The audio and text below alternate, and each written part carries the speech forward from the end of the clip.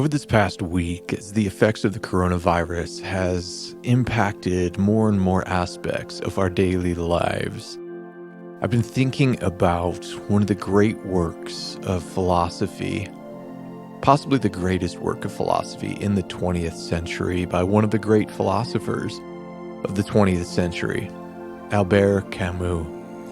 For years, I taught about Camus in the classroom when I would give lessons on existentialism. And one book from Camus stood out to me, and I've been thinking a lot more about it over this past week and the parallels to our experiences of life right now. This masterpiece, written by Camus in 1947, is called The Plague. I want to explore this book together, not just because of the obvious connections and implications that it has for our current pandemic, but because of the larger, perhaps more substantial pandemic that will linger long after this coronavirus has subsided. The pandemic of our crisis of meaning. The Plague is set in the French Algerian city of Oran. Oran is actually a real city, though the events of this book are fictitious. They are loosely informed by a series of health epidemics that did strike this city over the centuries. In particular, there was a significant cholera epidemic that killed many people of the indigenous population when the French came and colonized Algeria and colonized the city of Oran in 1849. For those of you unfamiliar with this book, I'm going to lay out a basic plot synopsis here, and if that's something you don't want to have spoiled for you, maybe you want to pick up and read the book and come back to this podcast at another time, I certainly would encourage that, but maybe even if you plan on doing that, going through this basic plot summary might be helpful. And then after that, we're going to talk about some of the characters in this book and what they represent, because each of these characters in this story represent different philosophical approaches to the problem of meaning and the meaning crisis, and the crisis of meaning that you have to imagine was taking place in the 1940s after two global wars and the horrors of war that so much of the world had been subjected to. The beginning of the book starts by giving us an introduction to the city of Oran, and in this city we see suddenly the emergence of rats, thousands of rats that for some reason the population of the city doesn't initially notice. It's something that they ignore. But not long after the emergence of the rats, local newspapers, and maybe this sounds maybe almost similar to season 3 of Stranger Things, right? Not long after the rats emerge, some local newspapers start reporting on the incidents, right? And then before you know it, there is the beginning of some signs and symptoms that perhaps these rats have been carrying something that is dangerous. We get introduced in part 1 to the main character, Dr. Rieux. That's R-I-E-U-X. And these are French names. Dr. Rieux is a doctor. He has a fairly affluent life. He's got a comfy apartment. But the building's concierge, Michel, dies from a strange fever. And as Dr. Rieux begins to investigate and to dive into the conditions and the symptoms that killed off Mr. Michel, he comes to a startling conclusion. This illness came from the rats, and it's not just affecting the concierge, his friend in the building. This illness is cropping up all over town. And it's becoming a pandemic. It's an issue that the town authorities are aware of, but they don't want to jump to too quick of a conclusion, right? They don't want to move too quickly. They don't want to create more chaos and confusion over just one person's death, but more and more deaths happen, and it becomes clear that this is an undeniable epidemic. Even though the obvious facts that everyone can see right in the streets and with their own family members is showing that this is an epidemic, the authorities in the city of Oran are not quite taking it seriously enough. At least that's what you deduce as you're reading this. They will talk about enacting, the proper steps, right? But their language, the way that they always talk about it is overly optimistic, and it doesn't seem to take seriously the pandemic nature of this plague that's spreading. A special ward is opened up in the hospital, but within only a matter of days, the extra 80 beds are filled, the death tolls begin to rise, more desperate measures are taken, homes are quarantined. It's quite the scene. It's the scene we're looking to avoid in our own coronavirus epidemic. Eventually, you could say an antidote, a vaccine of sorts arrives in the city, but there's only enough of it to treat those who already have it. There's not enough in reserve to meet the needs of all the people, and the deaths keep growing and growing. Eventually, at the end of part 1, Oran is closed off from the rest of the world. It becomes a closed system, and this is really, really important for some of the philosophical implications. It's a closed system. There will be no outside influence, no escaping from it. This is the closed universe that all the inhabitants of Oran now find themselves within. So that's the first part of the story. As you move into part 2, the second part of the story, the town is, as it is now, quarantined off from the rest of the world. There's no travel, no way in and out. You can't even send mail out of the city. You shouldn't even use the telephone except for emergencies, things dictated as emergencies. People are experiencing a total and complete separation from the outside world. These are the sorts of scenes that, as we've been thinking about what the future of this pandemic and in the world look like. Some of these scenes have been coming to mind, and I'm hopeful that we can avoid them. But we're already seeing some of these in places like China and Italy, and even more so here in the United States. It's a thing where we're trying to avoid the outcomes of this novel, and this is part of what makes reading this novel so haunting right now. But I think it's important. It's important that we go through, because there's important things for us to think about. The ramifications of this is going to last long beyond the final cessation, the ending of this epidemic, when we move back to some sort of state of normalcy. So in the second part, we're almost like right now, we're kind of a bit in part 2 of the book, in our own current events right now, as I'm recording this on, March 16th, 2020.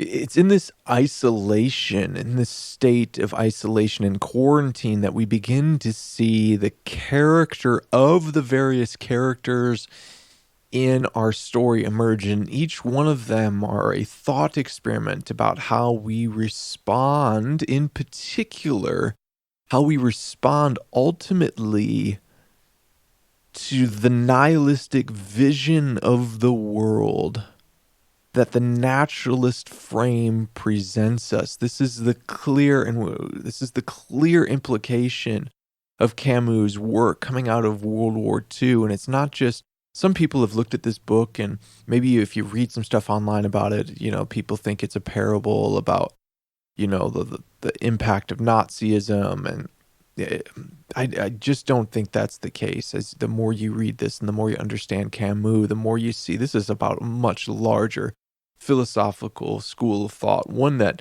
Camus denied. He didn't enjoy being called this, but an existentialist perspective and an existentialist inclination to somehow find a way to move beyond the nihilism of our age. So getting back to the synopsis of the story, sorry, it's just get so excited to talk about the implications of it.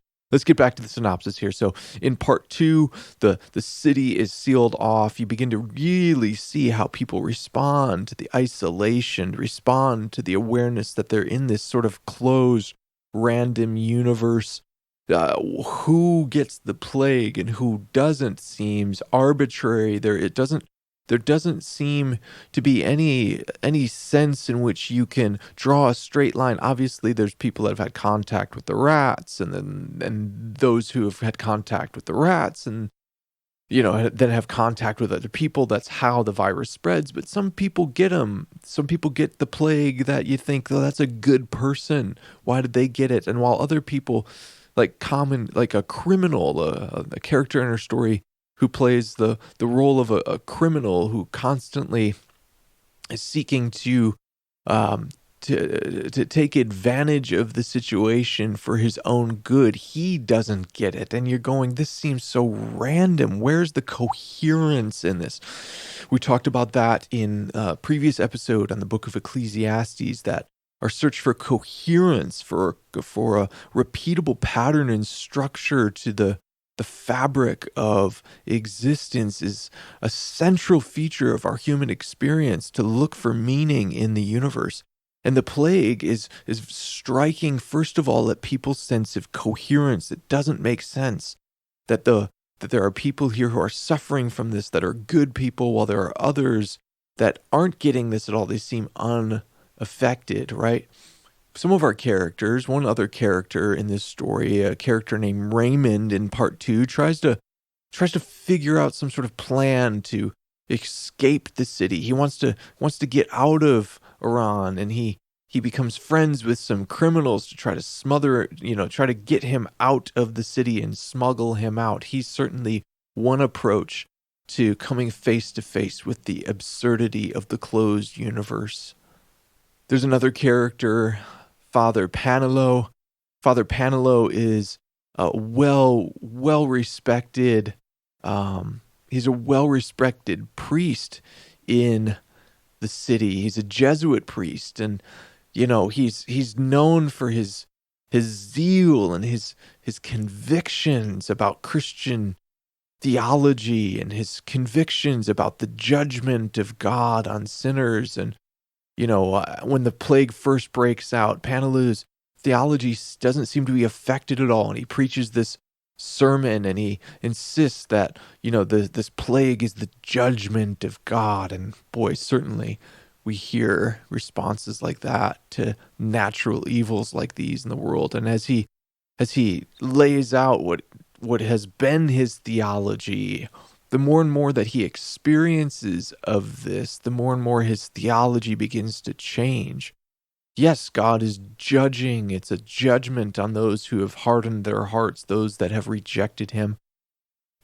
But Panelu is also wrestling with the theology of what we might steal a phrase from Jürgen Moltmann, the theology of the crucified God. He's wrestling with how is God present? If God is judging us, how is he also present and supposed to be our hope? When Panelu sits bedside for a plague-stricken young man and prays fervently for the boy to be spared, the boy dies. And this this has a significant impact on Father Panelu. He doesn't give up his faith. But instead moves to a sort of, we could say maybe a bit of a theological agnosticism about the problem of evil. Seeing this, coming face to face with this, he can't reconcile. He doesn't know how all-powerful, all-loving God could let something like this happen. But even in the face of that, Panelu moves himself into a position to be someone that continues to help people amidst the suffering of the world. Maybe it's a test of faith, right? Maybe this is part of God's will, right? And not long after Panelu's experience, he comes down with the plague. But instead of calling for a doctor, Panelu suggests that to himself that, you know what, perhaps this is God's will too, and gives up his fight, never goes in, never calls the doctor, and dies from the plague. Well, what at least on the surface you might think is the plague, Dr. Ryu examines his symptoms, and his symptoms are actually not similar enough to the plague. Ryu actually comes to the conclusion that Dr. Panelu has died from something else. Wow.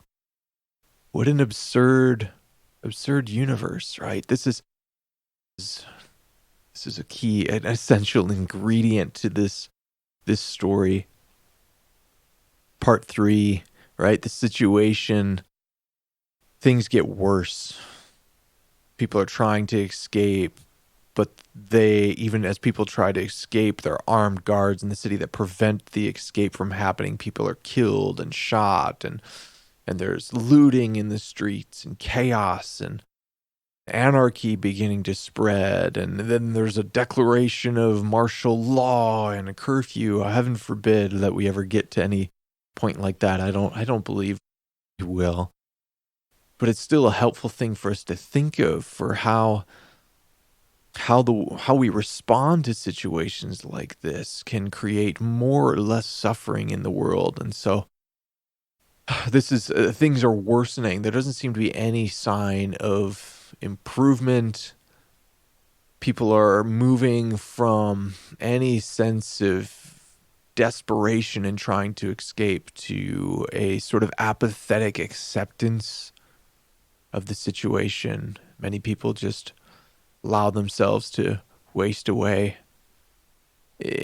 In part 4, whoever remains is...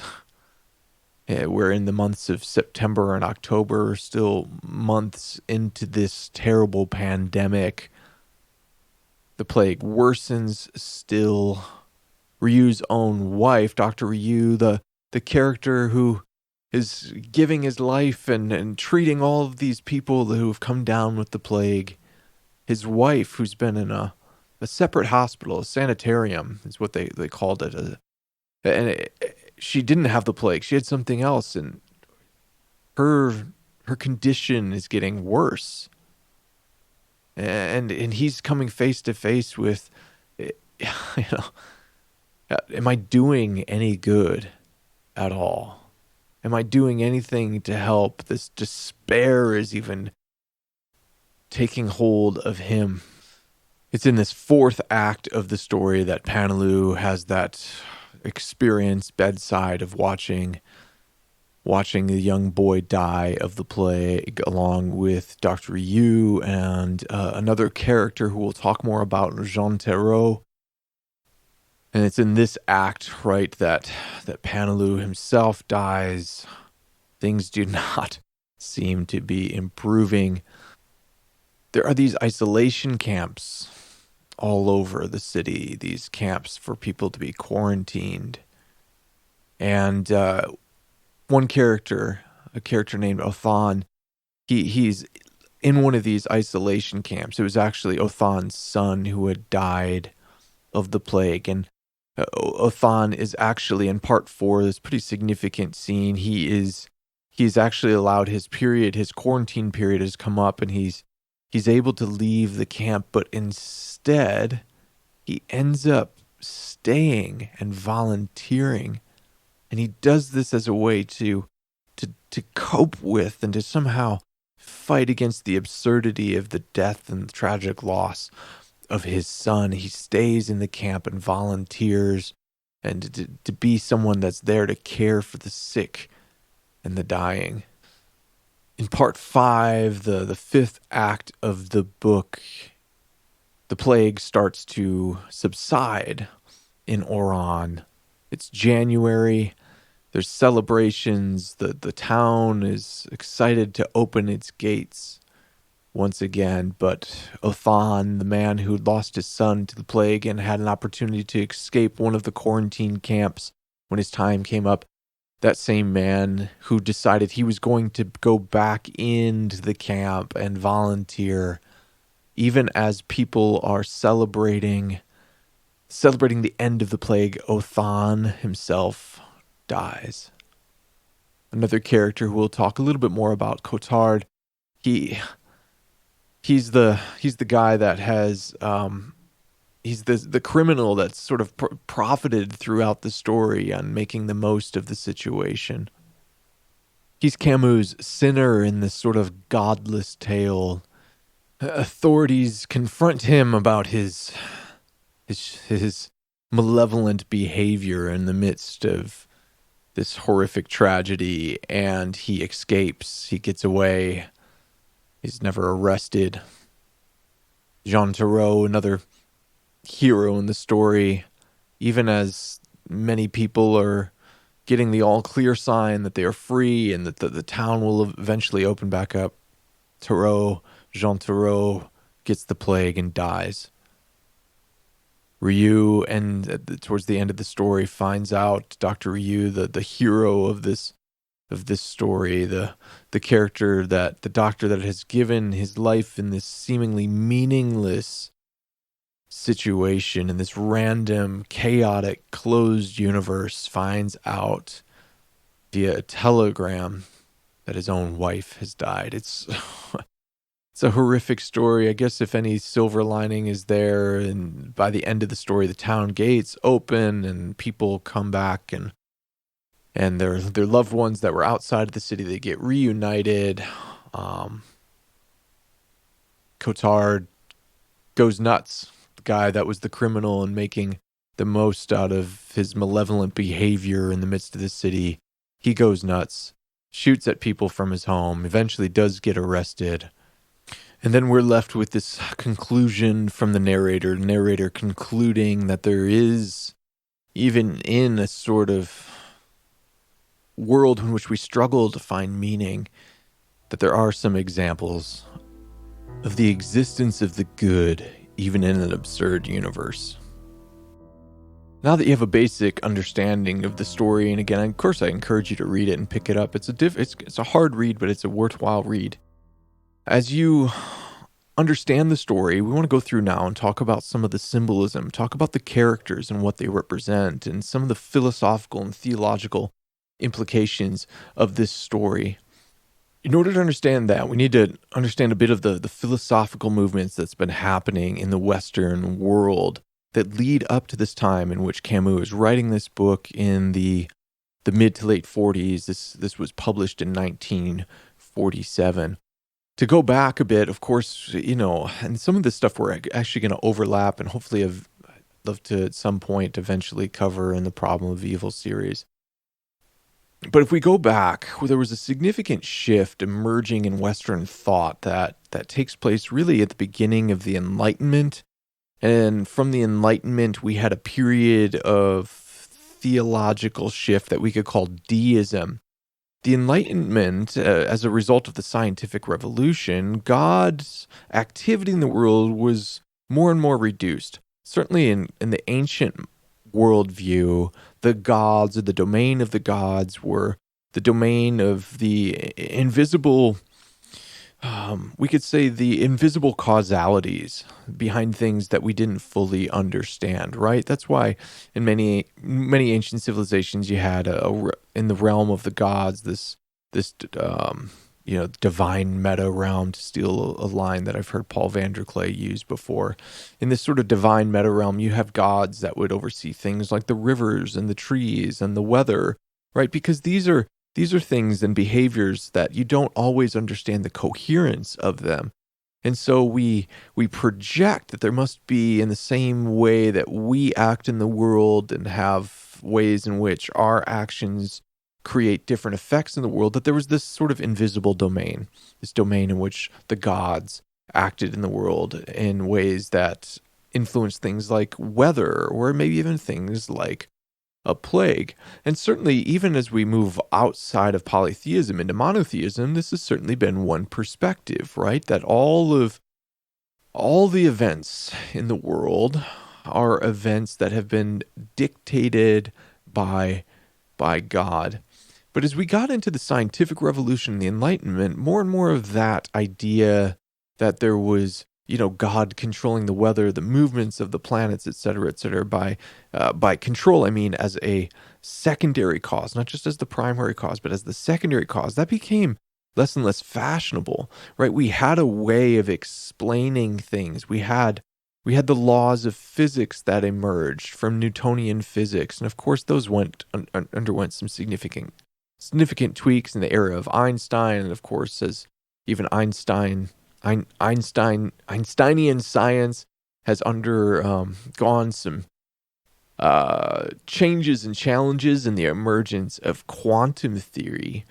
But in the emergence initially of Newtonian physics, you didn't have as much need for what you once thought was God's activity in the world. At least many people didn't. And so this pushed the role and function of God in day-to-day life more and more out into the margins, until you got to a point that was really, really popular in the 18th century, in the emergence of deism.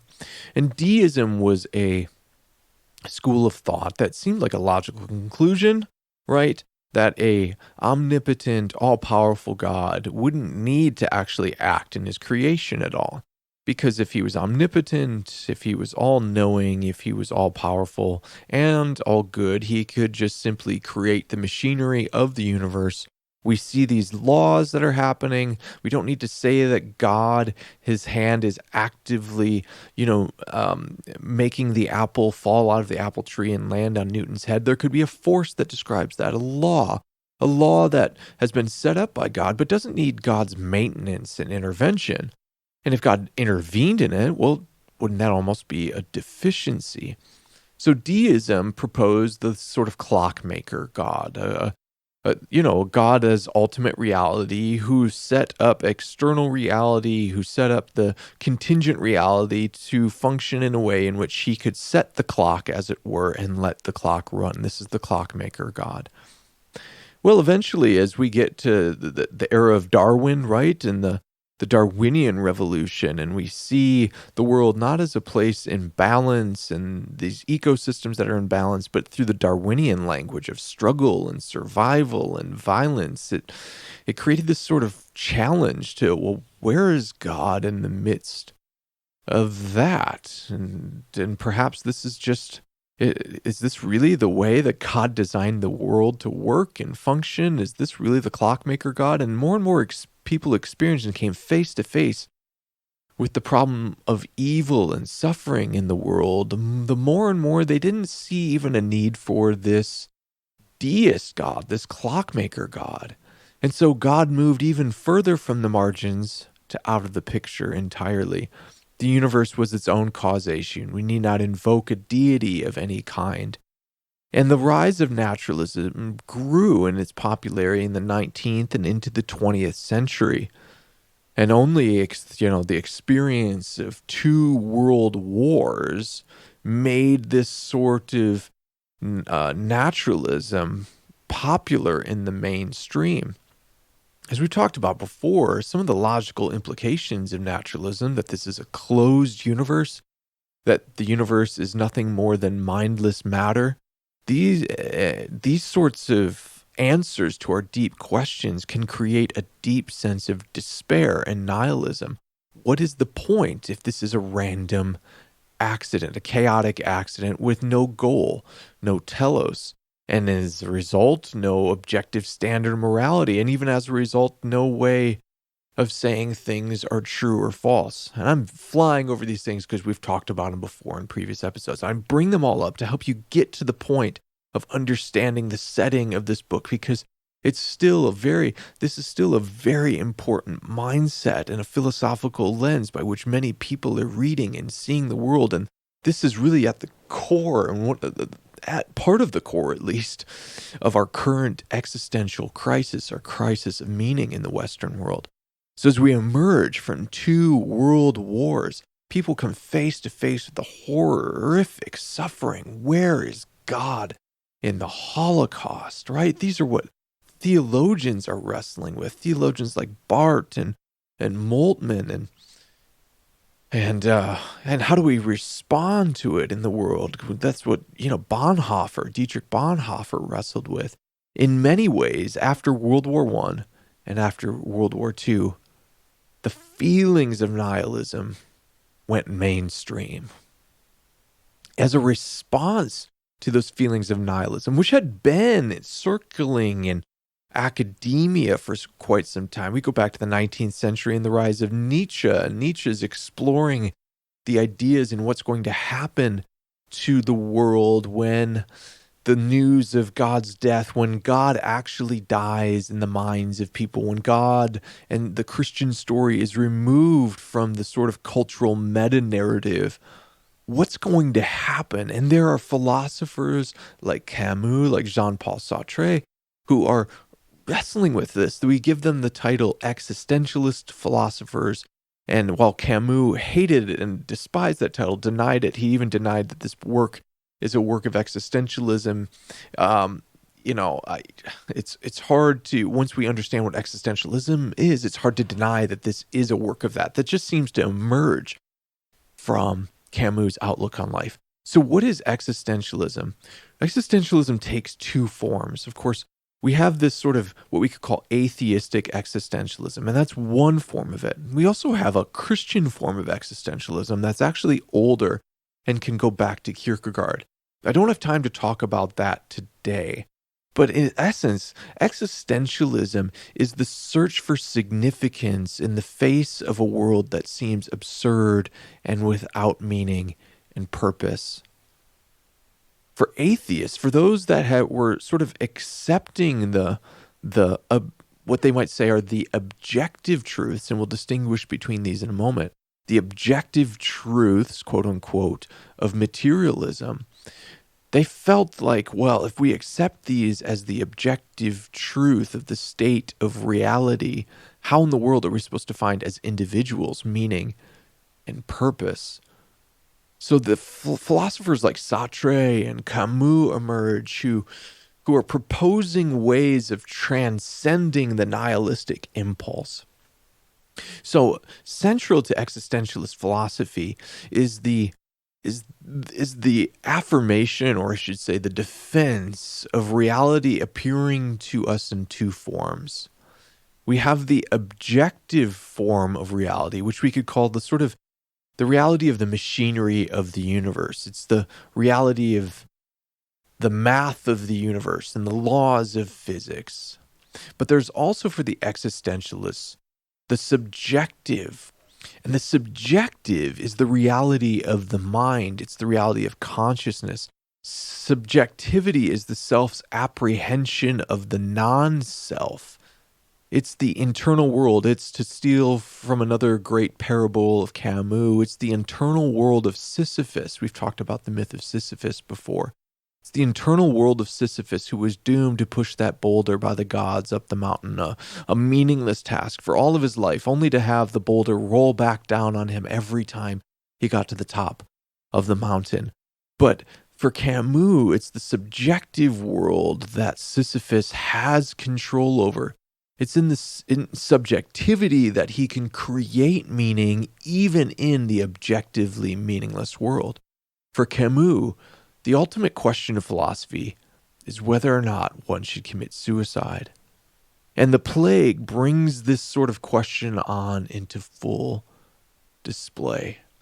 Can value, can meaning, can significance be found in the objective truths of the universe?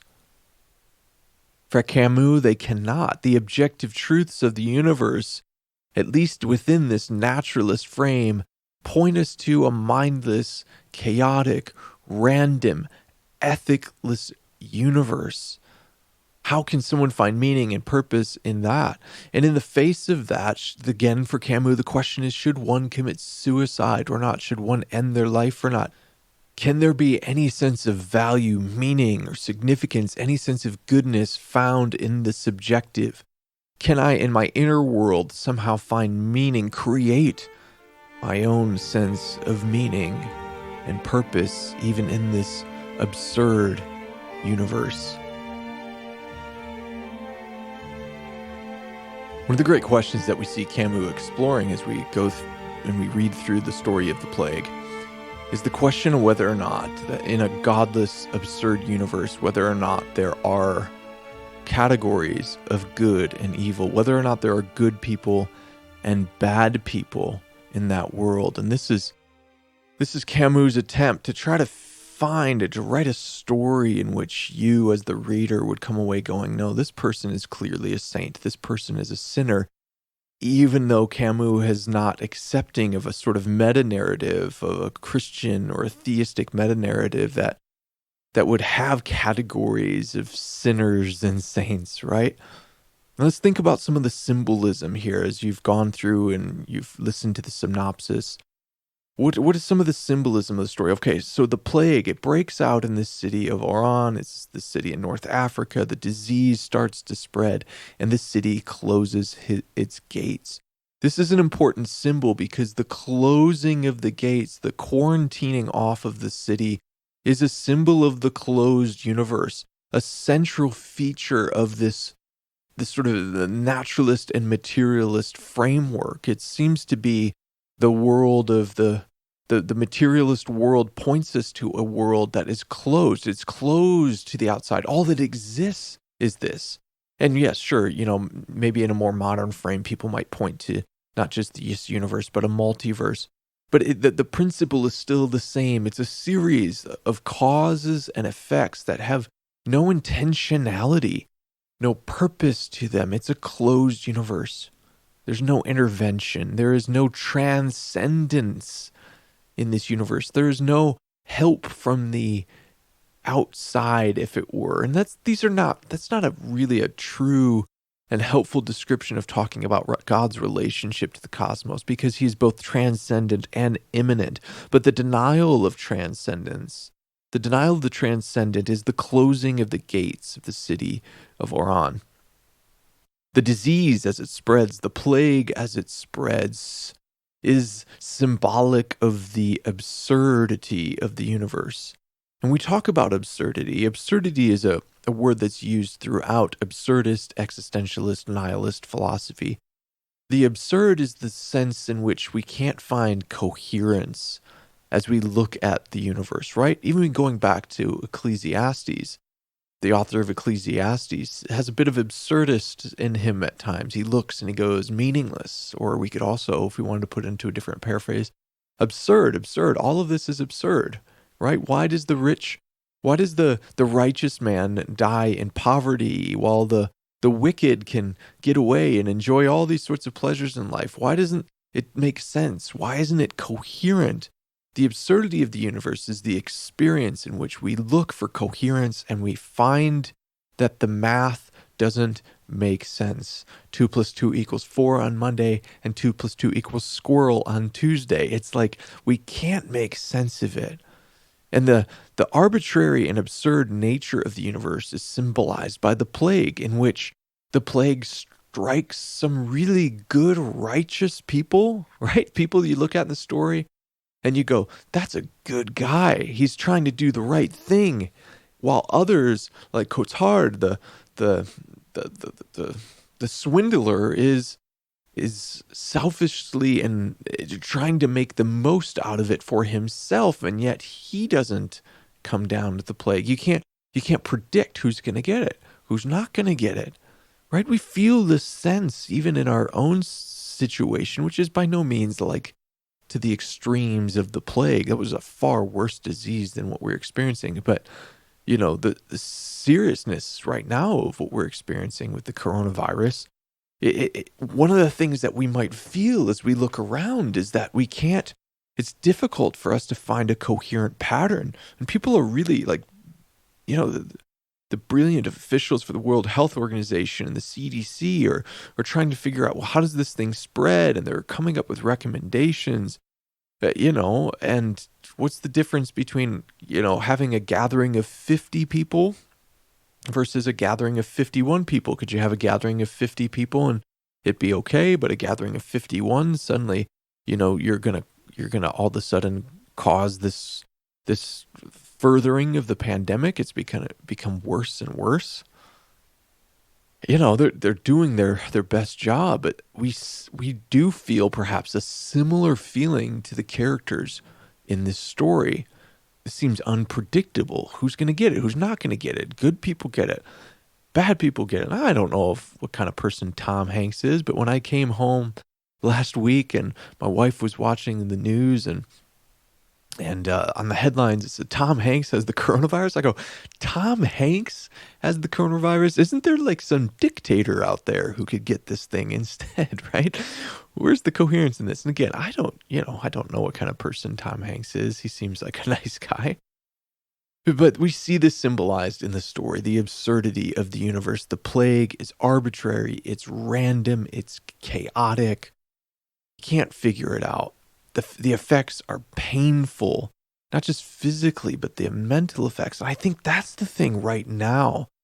That's the thing right now about what's going on for many people is the psychological impact of being quarantined and practicing social distancing and the psychological effects for people as they wrestle with where's God in the midst of this? And God, like, can't he stop these things before they happen? And the theological issues that this will bring up for many people who have this view of God's interactions with the world that's being challenged in the midst of this. So it's not just the physical toll and the death, but long after this, guys, this is really difficult. People are coming face to face with the impacts of this pandemic we're experiencing, the impacts of these self-quarantining measures and the social distancing on their workplaces and their jobs and their kids' schools. And the anxiety, the effects will last long after we get a sort of all clear and the gates are open sign again.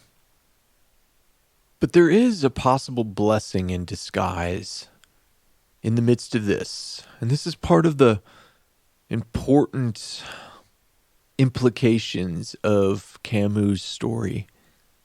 Coming face to face with the absurd. See, this is even central in Kierkegaard's philosophy and theology, which we can't fully unpack today. But Kierkegaard, writing in the 19th century, in the 1800s, wasn't necessarily facing the same sort of meaning crisis. He was facing sort of the malaise of what he thought was a sort of Christless Christianity and an inauthentic existence that many people were living into. Coming face to face with the absurd for existentialist philosophers is the first step towards transcending the absurdity that you're living in. It's the first step. It's Sisyphus coming to the top of the mountain for whatever the upteenth time is and having the boulder roll back down and coming face to face with reality that this just might be it. This life I might have just might not make sense. In this way, the plague can be symbolically a blessing. Not that it is in and of itself, but everyone in Oran in this story, they're forced to come face to face. You can't. Well, in the beginning of the story, there are some authorities that are trying to deny the impacts. By the time we get to the second and third act, the impacts of the plague are undeniable. They have to come. Everybody comes face to face with the absurd, and it's at that point, the various ways that they respond to the absurd reveal something about them. Let's talk about some of these characters and their response to the absurd and how they deal and come face to face with despair, or they try to avoid the pits of despair. But how they come face to face with the absurd and how they respond to it reveal a lot to us about the different approaches humans have to coming face to face with their own senses of nihilistic despair. The first character is our main character here, Dr. Ryu. Dr. Ryu is is Camus' saint in this sort of godless world, right? From the very get-go, even though his wife is sick and is off in some other sanitarium, he gives himself fully with all of his might. He's going to fight this plague to the very death. Even though it might seem like there's nothing he can do in and of himself to stop this thing, he's going to keep revolting against it. To revolt against the absurd is the first step to the authentic life for existentialist philosophers like Camus, like Sartre, and even in a sense like Kierkegaard, but it's different for Kierkegaard. Slightly different, right? You have to come face to face with this, and you have to revolt against the absurd. This is like, again, we can go back to even the video I did on The Dark Knight, the philosophy and theology in The Dark Knight in the Christopher Nolan Batman series. Batman, in a similar sense, is like Dr. Ryu. Gotham City is like Oran. It is the plague. It's the closed city. It seems like, why does anybody actually live here? Can things ever get better? The corruption seems too deep, and yet he keeps revolting against that absurdity. Or Dr. Ryu is like, he's like the Batman figure in this story, right? The further he goes, the more and more he allows himself and allows his life to be touched and impacted and emotionally impacted by the lives and the brutal deaths of the people that he is serving. Ryu comes to this sort of conclusion, about God and his role in the world. He sees all that's happening, all the despair, and he just can't come to grips with the fact that he just can't swallow that somehow God, a good God, is running the show. He just couldn't allow himself to do that. Instead, Ryu takes the approach of his calling in life is to, quote, fight against creation as he found it. Quote, since the order of the world is shaped by death, mightn't it be better for God if we refuse to believe in him and struggle with all our might against death without raising our eyes towards the heaven where he sits? Silence. This is a powerful insight into our own psychology, our own experience of pain and suffering and evil, even for those of us who are Christians and who have a belief in God. It seems at times that we have to acknowledge that our most heartfelt prayers feel like they fall on deaf ears. Dr. Ryu gives voice to that experience. But this for Camus is Camus' attempt to go, all right, how in the world is it possible to have saints in a godless world? And his attempt in this story is to create a character that is a saint in a godless world. Does it work? Is he effective? Well, we'll come back to that, and we'll explore that at the end. I want to take a look at some of the other characters as well that offer us really interesting insights into the story. We talked about the concierge in Dr. Ryu's apartment who died of the plague. At first, the way when the rats come out and they start, dying in the apartment building, he denies that the rats even exist. He doesn't want to come face to face with it. He's the man that refuses to acknowledge the absurdity of the closed universe. He's the one that doesn't want to come face to face to deal with his despair. He's certainly one approach people have. Eventually, Michel does eventually admit what's going on. And when he does that, he himself dies of the plague. It's a symbolic picture of the person that just can't come face to face with the absurdity.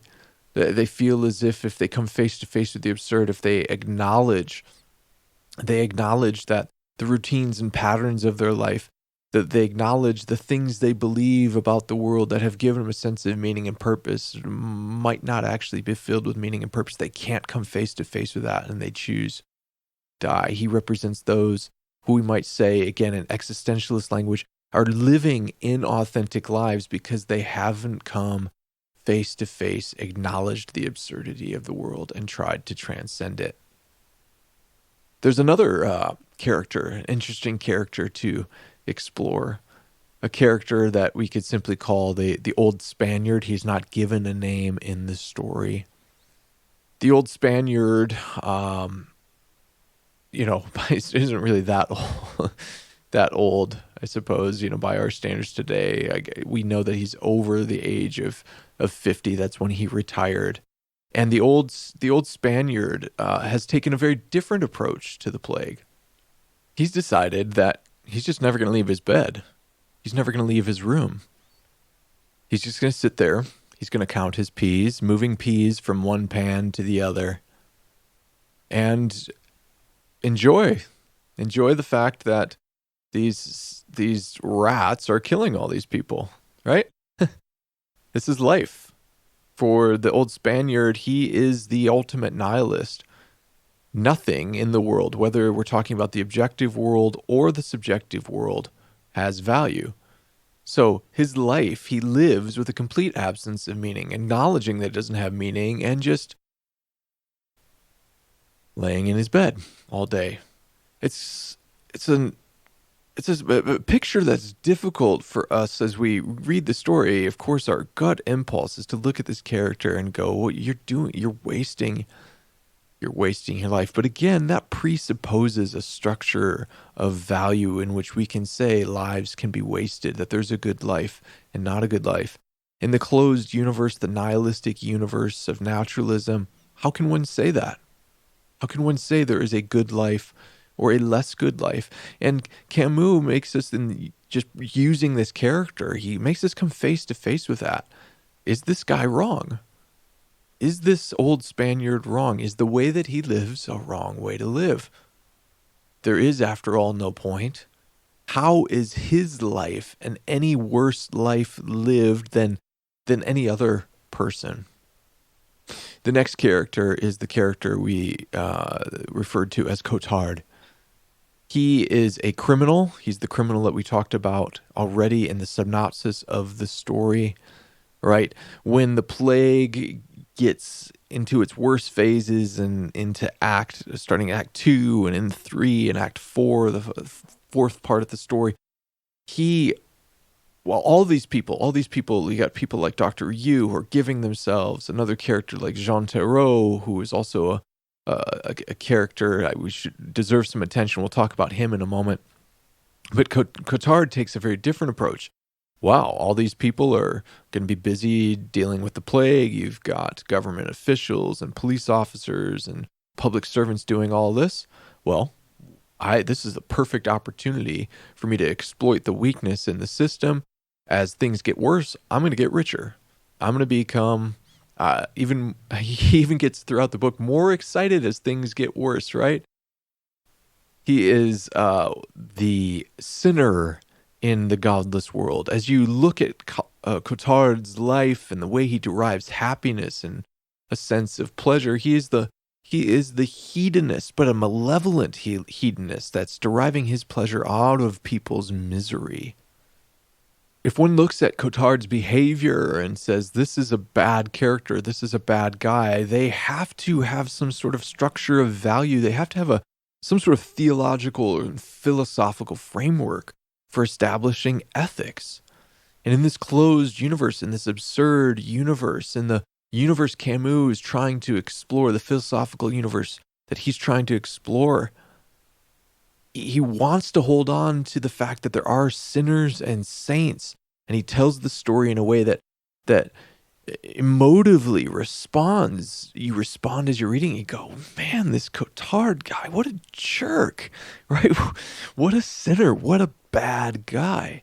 And yet it forces you to step back and go, well, what is it that we would say makes him bad? If all of the universe is like Oran, if it's entirely closed, if it's random, if it's chaotic, if if one day we're going to die, and it might be by some vicious means, even if we do something just and act rightly in the world, while someone else can live any way they want and get maximum pleasure out of it and never experience the horrors of this world, who are we to say that the way this guy lives is wrong? And this is the thing that it makes us come face to face with. I guess the final character we should talk about, along with we talked about Dr. Ryu, is the other another character. We've already talked about Father Panelu, but we mentioned briefly in our synopsis the character of Jean Tarot. Jean Tarot deserves some attention because he may actually be a sort of symbolic representation of Camus himself. Tarot is not actually a native of Oran, but he comes to the city later in his life. Tarot had his first feelings of nihilism when he visited his father, who was a lawyer, and heard his father arguing for the death penalty of a criminal. And then as a young man saw the execution of that criminal, this coming face to face with death gave him his sort of first nihilistic and meaningless feelings.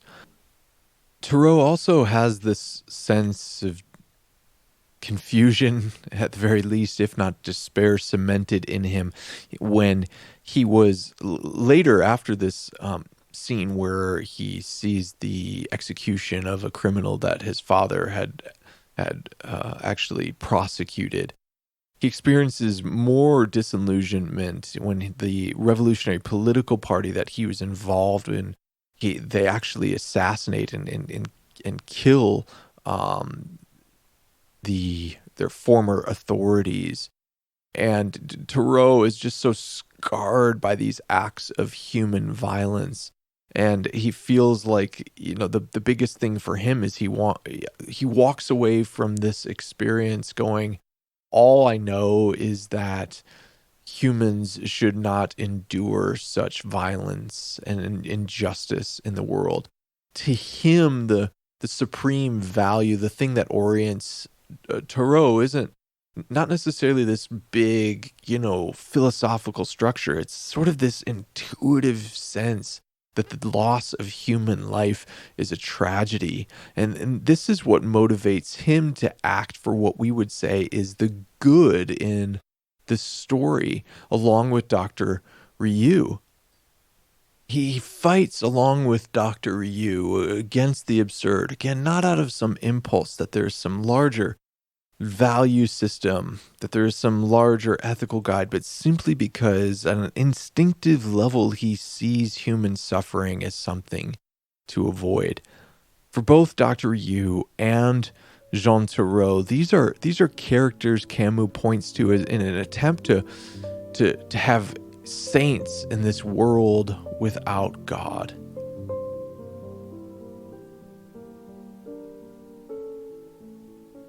Through this narrative and even our own experiences in the world right now, we come face to face with questions.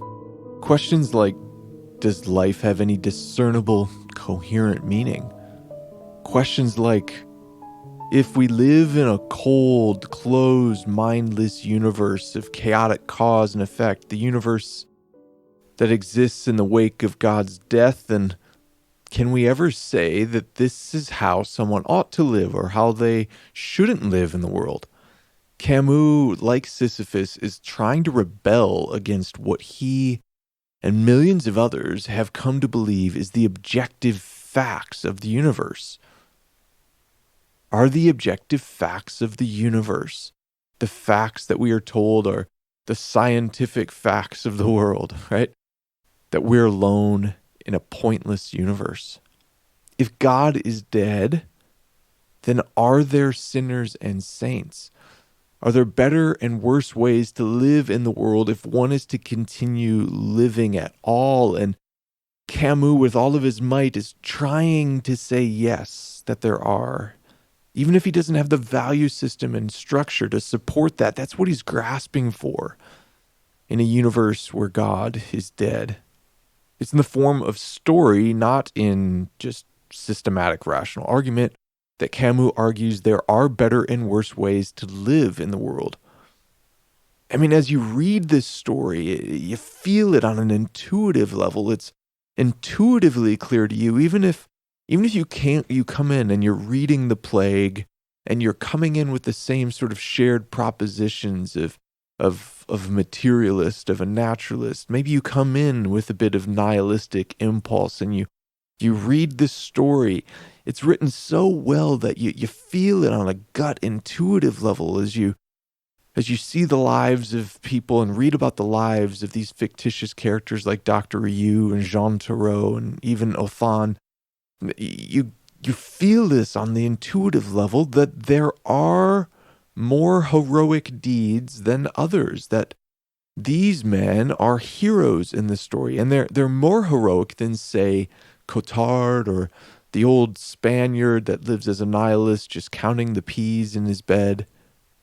But as you do that, you as the reader, you're forced to wonder, well, why is that? Why are Dr. Ryu, Jean Thoreau, why are they more heroic than Cotard or the old Spaniard? And then makes you come face to face the question of like, well, what do I believe about reality? It gives me this moral value structure.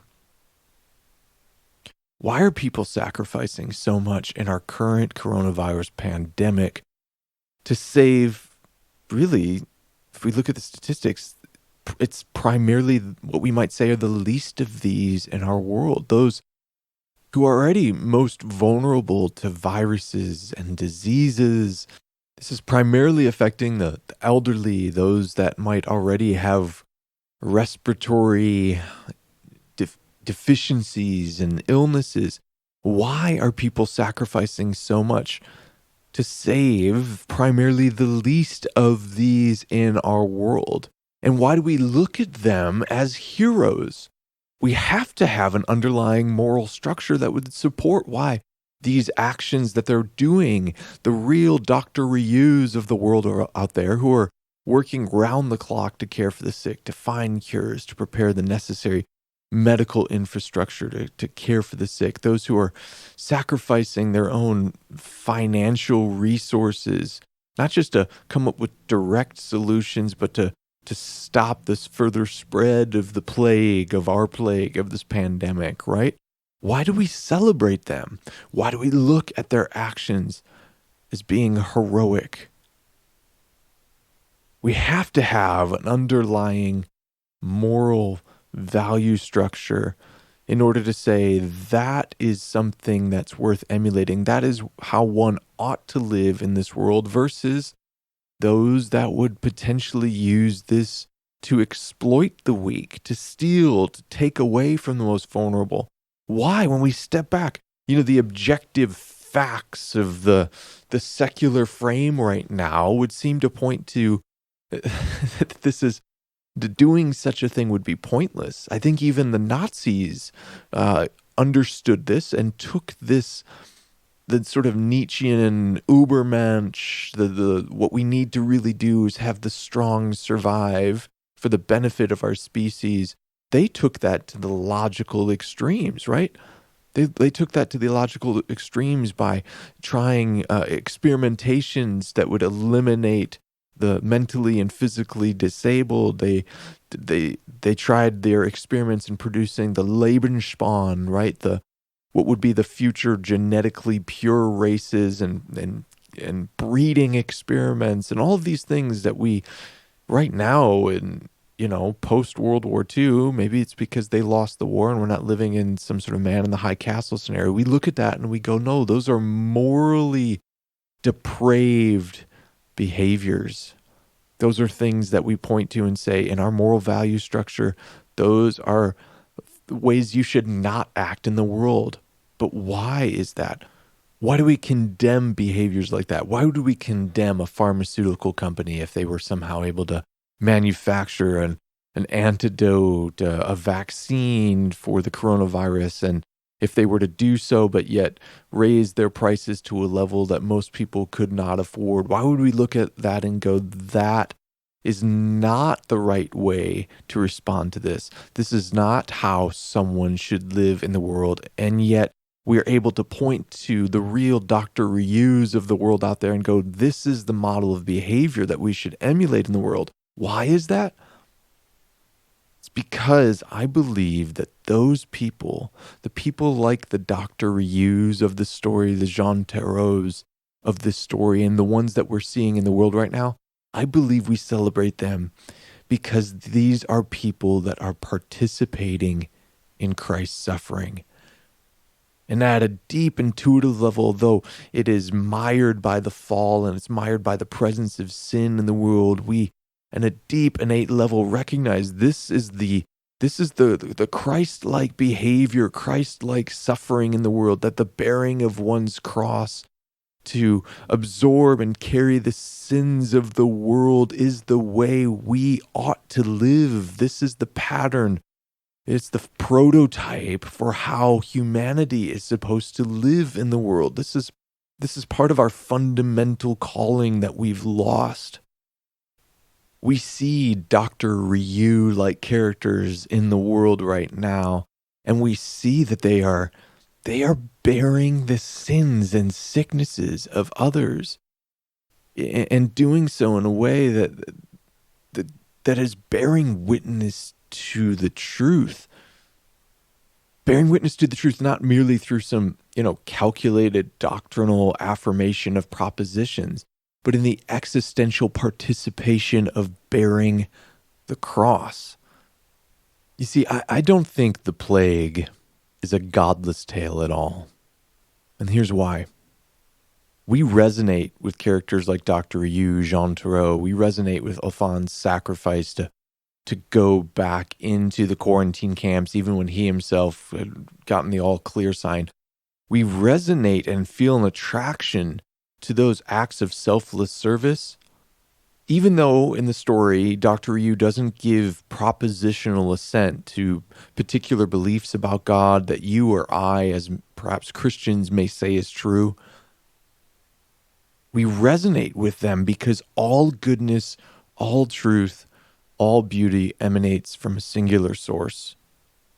There is no participation in moral goodness of any level or any kind without a response, at least in some small part, to the light of Christ.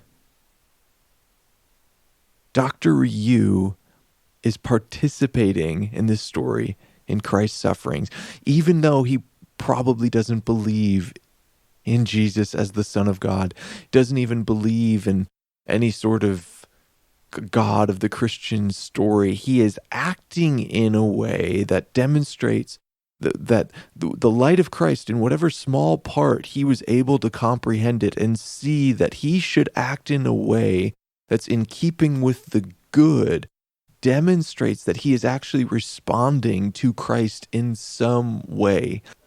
The plague isn't a godless tale. Yeah, this doesn't solve the metaphysical questions about why natural evils like plagues and pandemic viruses like this exist at all. We've been trying to dedicate a good deal of time over the last few months to wrestling with questions about the problem of evil and suffering, and these are difficult questions. I don't want to try to just put some sort of a cliched Band-Aid over it and go, no, there's nothing to see here, everything's just fine. No, these are difficult questions, but they're difficult questions regardless, and that's the point of the story. What good does killing off God, does killing off belief in God do for any character in this story? They're still stuck in this situation, right? If anything, our characters wrestle with how they're, like Dr. Ryu's lack of belief in God, how he can find some sort of rational, coherent explanation for why he should continue to fight against the virus, to fight against the pandemic that is taking place in Iran. And yet, there is something Christ-like, there is something Christian about Ryu's belief that we are to, quote, fight against creation as we find it, end quote. There's Christ rebuking the storm, healing the sick, raising the dead, We see all of these in the ministry of Jesus. All of these for the Christian must be interpreted on some level as a rebuke against the current state of affairs in creation. And yet, of course, there's this danger we don't slide all the way into total Gnosticism, right? And we've done episodes on Gnosticism in the past. I won't explain all of that. But we don't slide into total Gnosticism because we affirm that things like that God became a human, that God is not only transcendent, that he is immanent, and that Jesus is still human even in his resurrection and ascension. God is both then transcendent, which gives us hope that the universe isn't a closed system of random causes and effects, that we are not just in Oran with the gates of the city shut off, that there is transcendent help in time of need. And yet, we also have this historic affirmation that God is somehow immanent, that he's here with us, somehow, even in the worst of our suffering. And in the worst of our suffering, he's also calling humanity to carry the suffering of others, to bring healing, and to transform death into resurrection. Well, I want to thank you for listening to today's episode of Deep Talks. I've been doing a bit of reflection on the work that I've been doing over the last couple of years, and I posted an update last week on my Patreon page about that. But for those of you that responded with so many encouraging comments and just wonderful stories of how some of the things that we've covered in this podcast have been of help to you, it's been really encouraging. Simultaneously, the coronavirus stuff has really affected our lives as a family and in my work at the church that I'm on staff on. And it's limiting our ability to meet together as a church community, to meet face-to-face with people.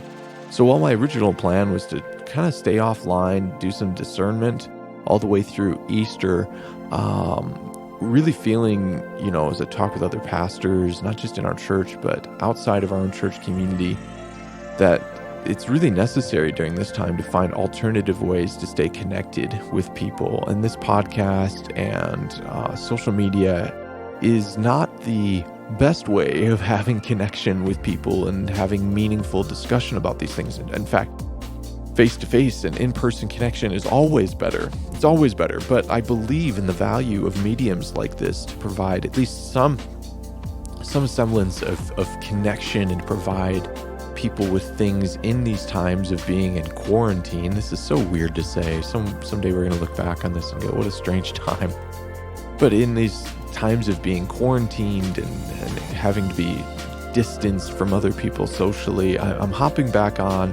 I don't know what the future will hold yet. We're still kind of evaluating how much of this can I do.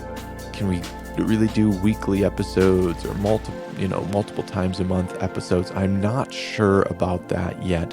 But what I do know is that at least in the weeks to come, as I am not meeting with people as much in person, I do want to provide opportunities and to continue encouraging people and to keep helping people in these challenging times that where more difficult questions emerge, perhaps even questions that we shelf and come off the shelf in the face of suffering and anxiety and strange days, to help people process through their questions, to reflect on their own theology and their own philosophical assumptions, to help them explore their own questions of meaning and existence. So, while I don't know if we're going weekly or not, I still have plans during this time where we, as in my current role, will be limiting some of our face-to-face interactions to try to have more online interaction available that would hopefully be of help to those of you that are listening.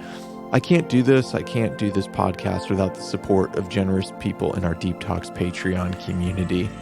I want to thank people like Jim, who is a new contributor to this podcast on Patreon. I want to thank people like Jason, Luke H., Tim K., Paul R., people like you who are going above and beyond the call of duty and giving it a pretty high clip there to support this podcast. I'm so thankful for you. But I also want to make mention of all the other supporters right now, because I've received so many encouraging messages from you guys after last week's update.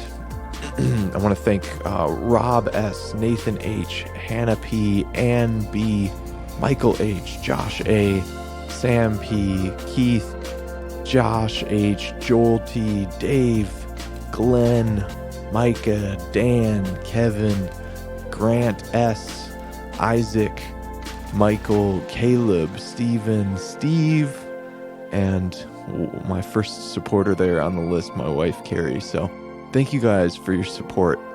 If you have questions, or maybe even you want to share with me an insight that you had as you listened to this podcast or previous episodes, or even objections, I welcome objections and charitable dialogue with people that see things differently than I do. Feel free to reach out to me on Twitter at Paul Anleitner. I'll leave a link for that in the description to this podcast. You can also, as you become a member of the Deep Talks Patreon community, if that's something you want to do and support this podcast, you can also message me there. I always respond to all the messages I receive in that platform. So that's another way we can have dialogue together about some of these important ideas, and not just the ideas, but as we talked about today, the calling these ideas bear on us to live in the world a particular way. So this is I love doing this stuff. I love having conversations. So don't be a stranger. Please feel free to reach out to me. And until next time, we'll talk again soon.